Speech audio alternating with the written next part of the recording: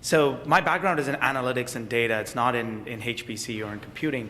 So I'm actually, the perspective I'm bringing to this is I've only been here for 2 years. When we started up YarcData in February of 2012 was when I came in. And the last 2 years or so, we've had a tremendous amount of success in pretty much the enterprise community as well as in the intelligence community and in the HPC community. So it's been an interesting play across all three. So what I'll do is let me talk to you about what I think is my perspective on what big data really means. And I think as you guys try to think about what it means from a research and academia standpoint, as well as an implementation and government standpoint, to me it really all boils down to two numbers. The first number is on the left, it's 40, and the second number is on the right, it's 5. And what this really means is the percentage of growth that you're seeing from data and systems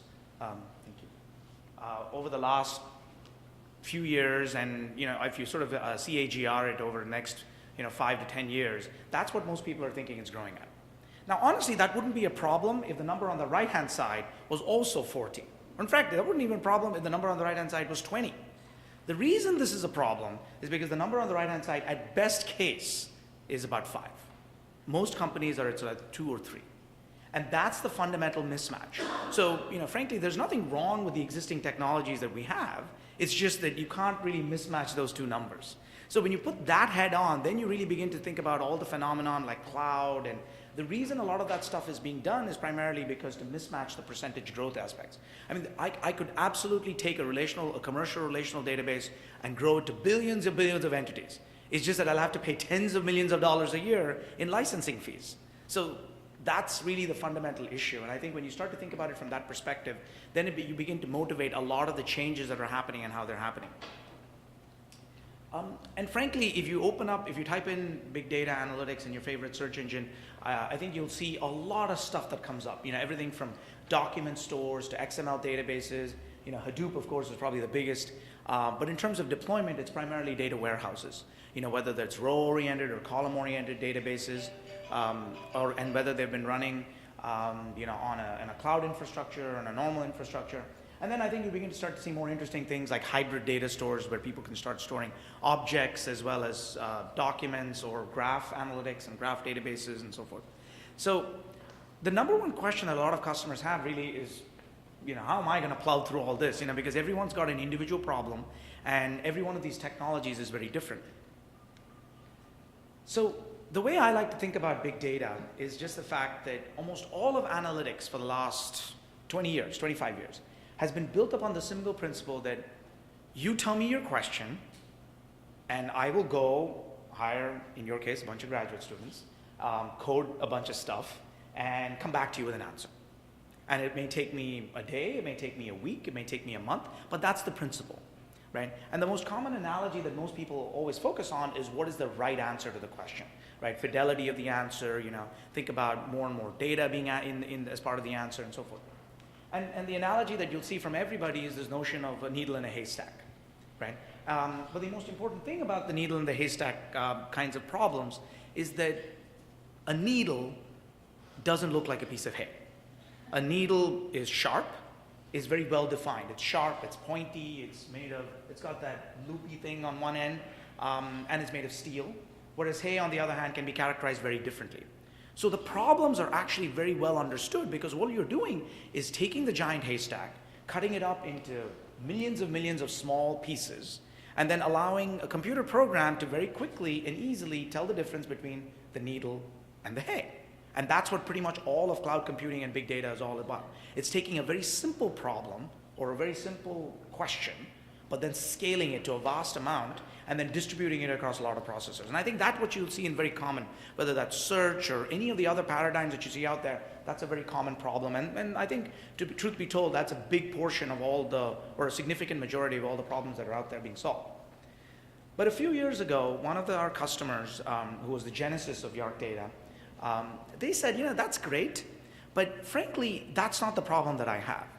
The problem is not what is the right question. The problem is not what is the right answer to a question. The problem really is what is the right question to ask, right? So if I gave you a bunch of data, what's the right question to ask? And that sort of turns the problem on its head because effectively, I don't know how many of you watched It was very telling for me. This was in 2011, I think, when we had or 2010, there was the underwear bomber incident that happened, on the flight from Amsterdam. And the most interesting thing was, if you were watching CNN that evening, or whatever is your favorite news show, literally the moment they knew who they were looking for, they could piece together the person's entire history. The fact that the person was denied a visa, the fact that the person got on a plane, the fact that their parent wrote a letter to the embassy. I mean, you could see everything. But the question was, before the incident, nobody really knew what was the right question to ask, because there were so many questions, and literally the multitude of questions coming back is so large that it's impossible to piece it together. So tongue-in-cheek, the analogy I like to use is, it's actually like searching for a needle in a stack of needles. Right? Because you really don't know what you're looking for. Am I looking for a long needle, a pointed needle, a curvy needle, whatever? And that's really the problem of most big data problems. So if you think about a drug researcher, right? Frankly, if you told them exactly what drug to find, I mean, they can go in and do imagine a cancer researcher coming into the morning, and their job is to find a new cure for a form of cancer. Well, what's the right question? I don't know. If you told them that, they wouldn't be using all this big data. They'd go ahead immediately and market that drug to patients and start clinical trials. Imagine you're a financial person on Wall Street, and your job is to find a new trading strategy. How'd you go about it? I don't know. Because if I did, I wouldn't be here. I'd be trading on Wall Street. I mean, imagine if your job is to find a new terrorist, or a new cyber threat, or a new customer trading pattern, or a new churn analysis model. Anytime you use the word new, it means you don't know. You're trying to find the right question to ask. And that's the high value of big data, because frankly, I mean, you could take a simple problem like a needle in a haystack and scale it, and that has a lot of value, but that's not big value. So the easiest way of doing it is, one of our customers is a large entertainment company. They make gaming consoles. And I'm sure you can guess which one of the three it is. And the CTO of that organization was in our office some time ago. And that was the question that he had at the top. He said, take all my data and tell me something I don't know about it. Don't just give me better computation, more efficient computation on questions that I already know. It's not the questions I'm already asking and the things I already know. Tell me about the things I don't know and the questions I'm not asking. And that's what I call data discovery. And that's really what YarcData and our focus has been in the last 2 years. I'm sure we'll send you the slides, so if you want to take a picture of me, that's separate. Yeah. And so does this work? Yes, because we actually have real customers that have found new things. So let me start. I can't talk about the government stuff because most of it I don't know myself. But all they'll do is they'll call you one day and say, hey, you know what, you guys have made the world proud today. And we go, okay, thanks. But one of our customers actually found that they could repurpose a HIV-3 retroviral drug to treat a form of breast cancer. So this was, as they call, in data, as opposed to in the lab. Total time to market, I think they're getting an article out in Nature this fall, and its total time to market from the beginning to end is 18 months. Think about 10 years for a new breast cancer drug, 18 months. Total cost is $23 million. Think about $500 million plus for a new breast cancer drug. That's real impact. Of course, I had that much to do about it, but that's the most proud thing that I can always talk about, because we're not actually trying to serve and add better. It's not about trying to optimize 1 million people's lives by 0.01%. It's about making that huge difference for a whole bunch of people. And I think that's the power of big data. One of our customers is a baseball team. We were written up in The Economist magazine for this, where they're actually, think about Moneyball, but now think about Moneyball being applied. How many of you watch Moneyball? Or the book or read the movie? Well, it's about applying analytics and statistics to baseball. But now, in a baseball game today, they're measuring everything. They're measuring the angle of incidence that the ball leaves the pitcher's hand, the velocity of that ball. I went to MIT, and so Fenway Park was a great place to play. And Fenway is completely digitized nowadays, where all the major stadiums in the world are completely digitized. Well, they'll tell you exactly where the ball landed, where the position of every person is. And baseball is a very discrete game, right? Because you pitch, you hit, you do something, and then you start all over again. It's not like other games which are continuous, that have to be modeled a lot harder. Baseball is a lot easier to model that way.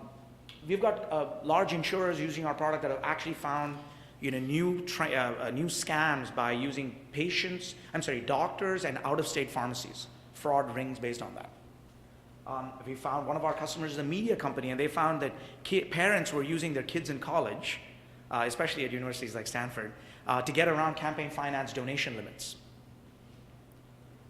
And the list goes on, right? I mean, one of our customers found a service rep behavior which actually causing customer callbacks. I mean, they didn't know this at the time they started the project. They didn't know that here was the question I was trying to optimize, scale it for me. The answer was, I don't know what the data is telling me. Help me be insightful. And I think that's the true power of big data, which is that eureka moment. And so, what does this mean in perspective? So again, I go up to AT&T Park a lot. So this is a picture of the Giants outfield. And I think this is symptomatic of most big data problems today. First of all, it's a ton of data. Secondly, you can tell very high-level things very quickly. You know what, it's a Giants outfield.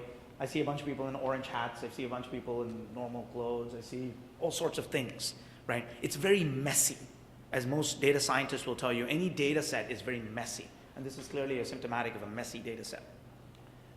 And there's lots of questions you can answer. Using wonderful techniques and lots of exciting stuff, you can figure out how many fans are there. You can count. You can run demographics, which is, again, a simple variation on count. You can start looking at apparel. How many by color, by maybe even size of the t-shirt. I don't know. What concessions? Are they holding a beer or a soda mug or a hot dog? And then you can get really funky and you can say, let me look at face position and look at which direction everyone's looking at. I can look at fan density per square foot. But all of these are questions I already know. I can look at that data set, look at this data set and go, oh, well, these are the questions I want to figure out. And then big data techniques help me scale that to a large, messy data set. But to me, the most interesting thing about this Giants outfield is that there's one Phillies fan out there. And if you did not know to look for that, there is no way you'd ever ask that question. Not a chance. And you would completely miss that because the signal to noise ratio in anything that is meaningful is very, very low. So simply put, you will ask all sorts of wonderful questions, get all sorts of nice results that will move you a little bit further. But the big insight really is, what is that Phillies fan doing there? And that would be a piece of insight saying maybe they're playing against the Phillies because the guy doesn't look very happy. And everybody else is happy. But again, that's the kind of insight that you would never be able to get unless you were actually looking for it. And the question is, how do you do that? So I think search and analytics is really all about, remember that 40% and 5%. It's all about scalably and efficiently asking all the questions you currently can ask today, but asking it on large amounts of data. I think that's great, but that's not earth moving. What's moving is what is that implication of that one Phillies fan that you did not expect to find? And then you translate this to every field, whether it's drug discovery, whether it's catching bad guys, whether it's trading strategies, whether it's customer management, anything that you can think of, you can actually think of from the value of discovery. And that's what we really started to focus on. Okay, so now let's get into how we do it or what we do. Now hopefully I motivated the problem for you. So the problem with trying to find that one Phillies fan is that most of the times you do not know the relationships and the linkages in the data. That's just the nature of the data. Second thing is oftentimes you don't even know the desired insight. It's like taking a map and someone saying, well, where do you want to go? And you go, I don't know. Right? A map is not that useful to you if you don't really know where you want to go. And oftentimes in discovery, you don't know your desired insight. That organization I told you about that found a cure for breast cancer, you know what? They would have been equally happy finding a cure for osteoporosis. Equally happy. But they just found this instead. And frankly, that is almost all of what human discovery has been over the last, whatever, 10,000 or 15 or 10 million years or 10,000 years or 15,000 years of our existence, right, as thinking species, where the problem fundamentally is, it's serendipity. So the function really right now is, even if I knew where I was going to go, I don't really know how to get there. So it's a traditional sort of graph problem, and Gartner has written a lot of articles about us and data discovery, and I think their point is very simple, which is, if you do not know what you're trying to do, it's very hard to partition data in a large cluster. It's very hard to partition data or schema it or put any kind of structure on it if you have no idea of the first three columns. And literally, any type of approach that we currently use with data discovery goes through this kind of model where you define a hypothesis, you model it, you partition it, you index it, you lay it out, you execute your hypothesis. You probably have to QA it as well. You optimize it, and then you validate. If you're lucky, that takes you a week.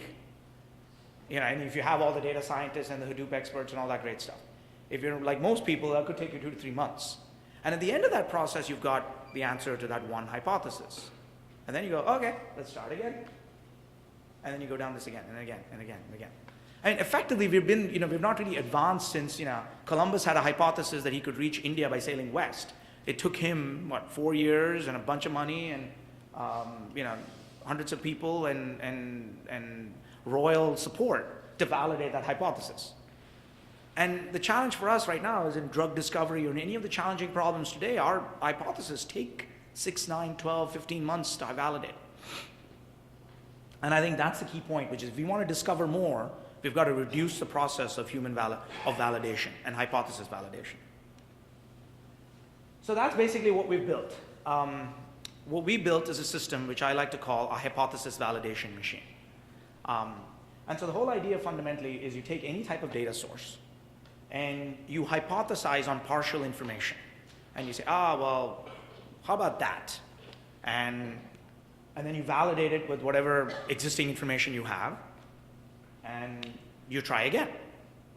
And frankly, you could do this with any data system today. I mean, the only question is how long does it take you to go through that list? And one of our customers is the folks over at ISB, the Institute of Systems Biology. Dr. Ilya Shmulevich has been a leading user of our product for some time. So he actually has the simple quote, which says, if in the amount of time you can help me, it takes me to validate one hypothesis. If you can help me validate 1,000, then one of them is likely to be right. And that one will be the beginning of a new drug, a new trading strategy, a new customer model, a new something big. So to put things in a different perspective, let's say you take any one of us, I don't know how reasonably skilled we are in darts, but you put a dartboard over there, you stand somebody 15 paces out of it, and you give you one dart. And then right next to you, I sit a monkey. I blindfold the monkey, but I give the monkey 1,000 darts. Which one do you think you would bet on would hit the target at least once? I don't know about you, but regardless of how skilled any one of us are, I'd bet on the monkey because statistics tells you, or probability tells you, that one of those darts, even randomly thrown, should hit that target bullseye at least once because you've got 1,000 chances. And I think that's the same principle. I'm not saying that our customers are monkeys, far from that. But what I'm saying is the fact that we've got to improve our chances on discovery. And it can't be if we structure ourselves the old way. So actually, there's lots of use cases, but I'm assuming that given this audience, what I might do is actually tell you what we did and then come back to some of the use cases if I have time. So since you do not know the relationships in the data, you cannot partition the data. You cannot cut it up. You cannot put it in a cluster. So instead, what we came up with was a shared memory model. And when I say shared memory, I mean uniform latency shared memory. So that means every processor has uniform latency to every word of memory in a shared address space. So I could be in a 500 terabytes of memory, and I could be on memory word X, and I can go anywhere. I can go to X+1, or I can go all the way to the other side of the data center, and it costs me the same. I don't pay a penalty. So that's the first sort of major IP or secret sauce here. Since you do not know the desired insight or the questions you want to ask, basically we want to help you ask a lot of questions. And so what we did is we built a memory accelerator. So today, for instance, if you're sitting behind an x86 CPU, you can keep about, with 4 cores, maybe sometimes with the higher performance ones, you're still sharing registers. So you could keep anywhere from 4 to 8 memory references in flight at any one time. And when you go to 8, you're really looking at boxes that are not commodity machines. I mean, these are high-end x86 systems. The problem with that is that if you know what you're doing, if you know the question in advance, then you can prefetch and cache and do all that great stuff. Because at the end of the day, if you think about Moore's law, processor speeds are going like that. The dirty little secret nobody tells you is memory speeds are going like this. And every year, the difference between processor and memory is increasing. And so the challenge is, one of our customers, they ran a large benchmark. I think it took them 8 days to get the result. And they were so happy with it, and they got this was on a commodity cluster. They got the result, and what was disappointing for them was average processor utilization over that 8-day period was less than 1%. Because most of the time, your very expensive Intel processor that can do great things for you is sitting there waiting for memory. And that's sort of the challenge that you want to fix. And so what we did is we said, rather than keeping a few memory references in flight, we're going to actually keep 128 memory references in flight at all times. And we can do that per processor. So effectively, the whole idea is uniform latency across a large shared memory system, and then we will let you keep a lot of these memory references in flight. So somebody is coming back with some memory. And therefore, the processor just keeps working. And the last part is you do not know the paths or the linkages, and so what we did is we built an in-memory graph database on top of those other two things. So effectively, when Sandia published an article in IEEE where they compared traditional approaches with 48 processors, I think this was single source shortest path, and it took about 10.8 hours for it to come back. On a 32 processor system, it took 30 seconds. So do you know what you're going to do if I come back to you with a result to a question you asked in 30 seconds? You're going to ask another question, and then you're going to ask another question, and then you're going to ask another question, and you're going to ask so many questions, and as you go, you're going to keep learning, and your questions are going to get better, which is not possible if each question takes 10.8 hours.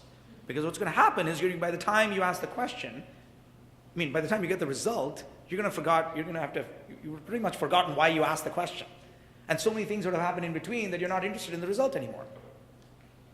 So I think kind of our approach here is ask questions, be curious, be inquisitive, and let's give you a system that operates at human speed rather than forcing human beings to operate at the system speed of 10.8 hours.